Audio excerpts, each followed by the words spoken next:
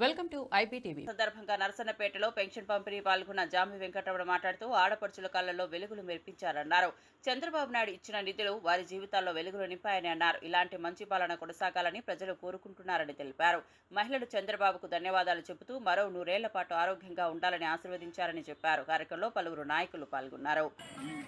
ఈ రాష్ట్రంలో ఉన్న మేధావులు, పెద్ద పెద్ద పారిశ్రామికవేత్తలు, సంఘ సంస్కర్తలు అందరితో కలిసి ఒక కార్యక్రమం చేపట్టారు.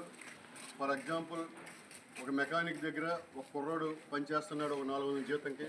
నిరంతరం అలా పనిచేయడమేనే వాడు స్వయంగా ఎదగాలనే ఆలోచన ఉండాలి. వాళ్ళకి చేయూత ఇవ్వాలని, వాళ్ళని దత్తత తీసుకొని వారికి ఏదైతే అవసరమో అది ఈ P4 ద్వారా అందజేసి వాళ్ళు స్వయంగా బతికేటట్లు చేయడమే చంద్రబాబు నాయుడు గారి ఉద్దేశం. నిజంగా చంద్రబాబు నాయుడు గారు గొప్ప మనిషి. ఎప్పుడు కూడా ప్రజలకి ఏం చేస్తే బాగుంటుంది, పేదకి ఏం చేస్తే బాగుంటుందో ఆలోచనతోనే ఉంటారు.